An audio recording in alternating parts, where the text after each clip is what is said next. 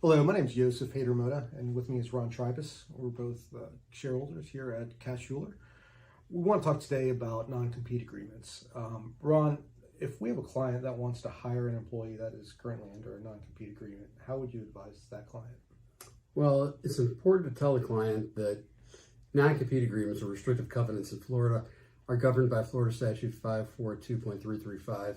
And to be enforceable, the agreement must be signed by the employee, which is really important. You'd be surprised how many aren't signed. And it has to protect legitimate business interests of the former employer, or the employer rather. And that means things such as trade secrets, training that the employer has given to the employee, and most important, the relationship that a business has with its customers. So let me ask you a question, Ron. If a employer wants to hire someone that has a good customer list, and that's part of the reason why they want to bring them on, is the relationships they have with customers in a certain industry, would you recommend that they not hire them because of the non-compete, or how would you advise them to proceed?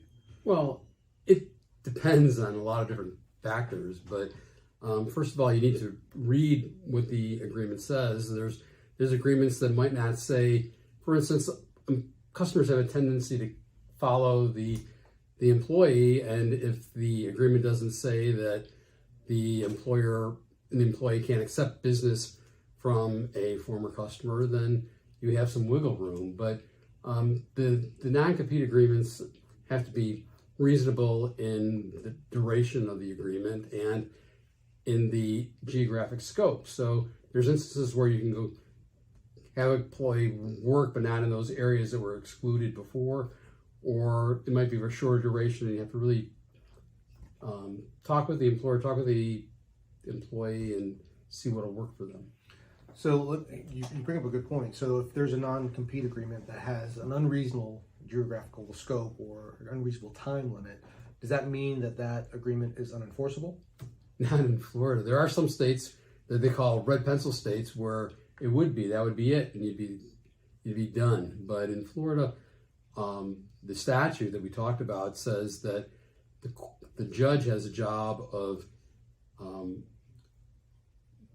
lowering the duration. That, for instance, 3 years under the statute is deemed to be unreasonable. It has to be 6 months to 2 years to be reasonable. So if an agreement is 3 years, the judge then would reduce the duration of the agreement, possibly to 2 years, 1.5 years, depending on the facts and circumstances and the legitimate business interest that the employer was seeking to enforce at the time that the agreement was created. Thanks.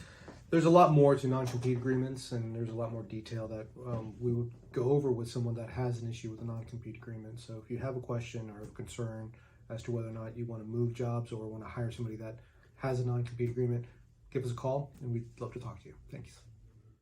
The Cass Schuler Law Firm is located in Tampa, Florida.